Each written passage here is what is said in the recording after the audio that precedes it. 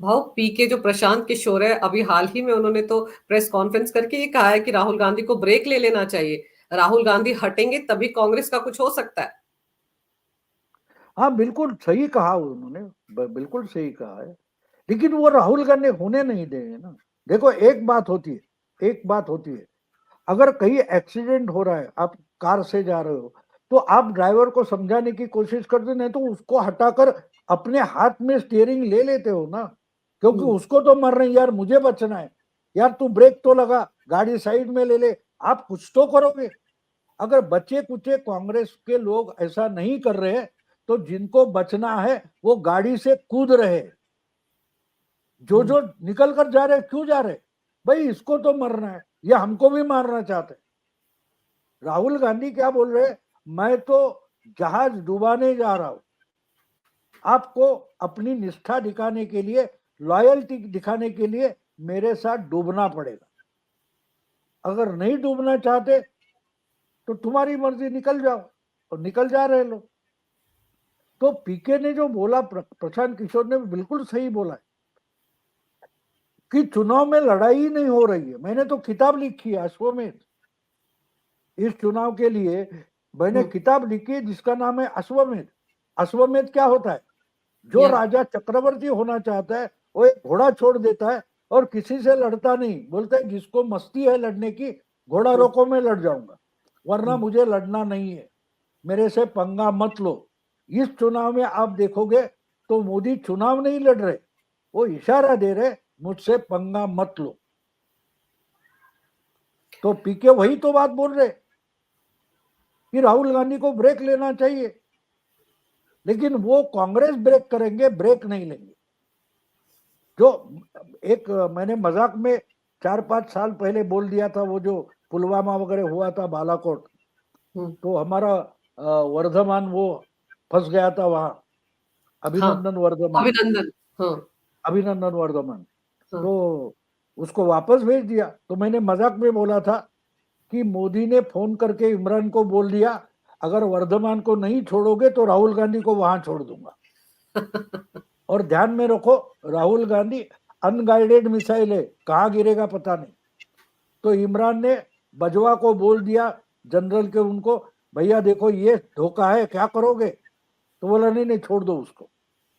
राहुल गांधी पाकिस्तान पर टपकने से पहले वर्धमान को भेजा गया 48 घंटों में।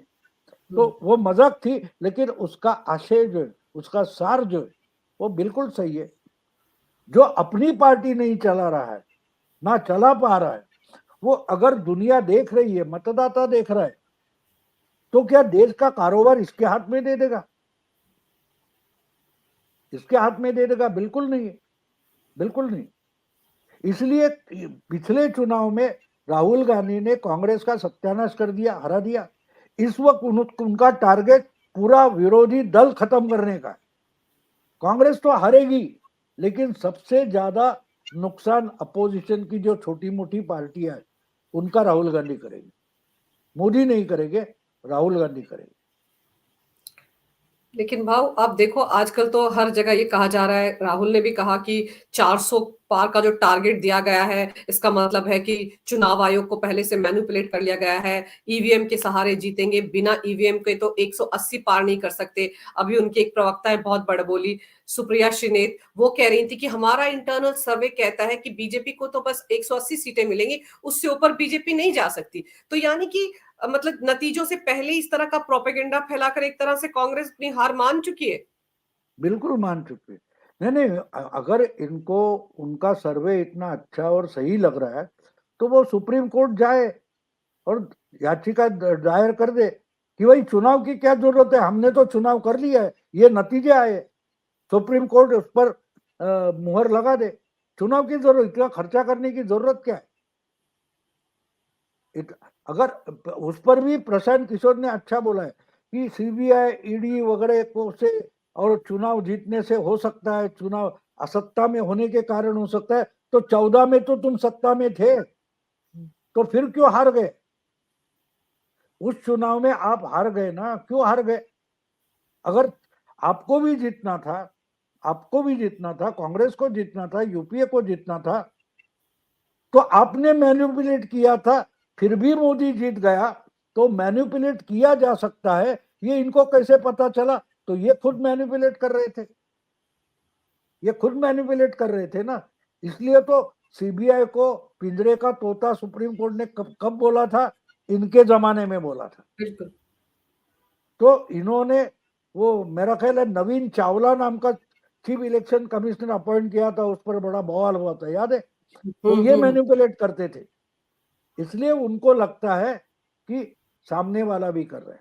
मोदी को वो करने की जरूरत नहीं है, क्योंकि मोदी को प्राइम मिनिस्टर बनने की जरूरत है नहीं।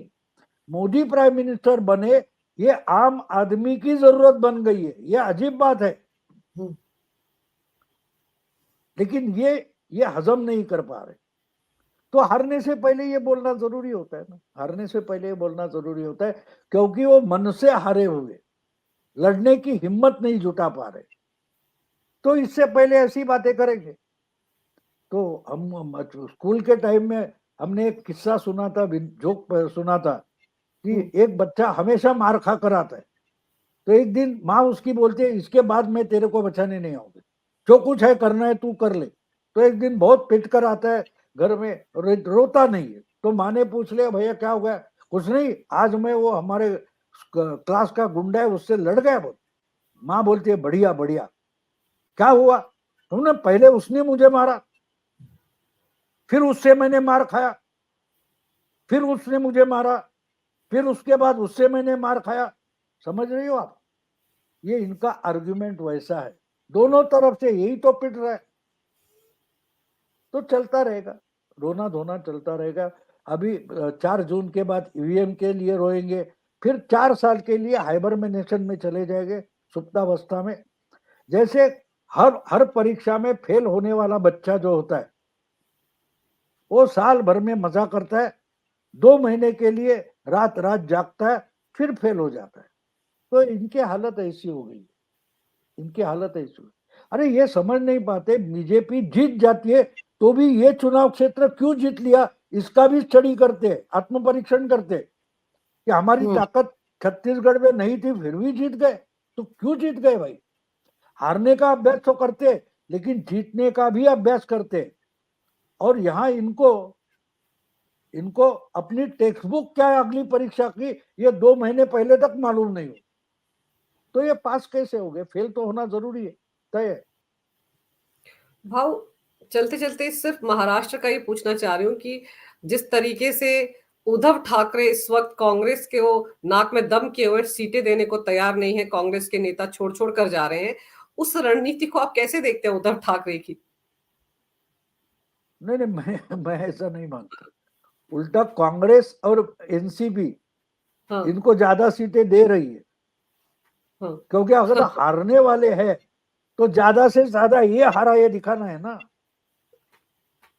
अब देखो, कांग्रेस के 44 एमएलए, इनके 12 एमएलए, शरद पवार के कुछ 11 एमएलए, और सबसे ज्यादा सीटें उद्धव को क्यों? इसके पास कैंडिडेट भी नहीं, कहीं से सांगली में पहलवान उठा कर लाया, उधर से दूसरी पार्टी से कोई लाया, वहां बीजेपी से कोई लाया, ऐसे उम्मीदवार दे रहे, खुद की पार्टी के उम्मीदवार नहीं है इनके पास। तो फिर भी कांग्रेस दे रही है ना उनको, क्यों दे रही है? हाँ, वो सौदेबाजी दिखाई दी जा रही, लेकिन कांग्रेस भी इनको आधे से ज्यादा सीटें इसलिए दे रही है क्योंकि हारने वाले पक्के हैं, तेरे कारण से हारे ये बोलना है। आपको याद होगा, बिहार विधानसभा चुनाव में कांग्रेस को 70 सीटें दी गई थी, और जब कुछ 26-28 आ गई तो क्या चर्चा हो गई, अरे 70 देने के बजाय 40 देते और 30 तेजस्वी लड़ते, तो उसमें से 8-10 सीटें भी निकल आती तो सत्ता पलट जाती। ये तो बाद आरजेडी में बोलती है। कांग्रेस को ब्लेम किया गया। यही प्लान यहां चल रहा है कि उद्धव को ब्लेम करना है, तो ज्यादा से ज्यादा हारने वाली सीटें दे दो। अरे हारने वाले हो आप, उसके लिए भी आप एक मत से खड़े नहीं हो पाते, एक दिल से खड़े नहीं हो पाते, ये क्या बात है? क्या बात है? क्योंकि और एक बात है, देश भर में जो चुनाव चल रहा है तो बीजेपी लोकसभा लड़ रही है, और इंडिया अलायंस के सब जो घटक दल है वो विधानसभा चुनाव लड़ रहे हैं। यानी आने वाली विधानसभा में हमें क्या करना है, उस स्ट्रैटेजी से लड़ रहे हैं। इसलिए ज्यादा से ज्यादा सीट लेकर ज्यादा से ज्यादा विधानसभा सेगमेंट में हम लड़े थे, ये दिखाना है।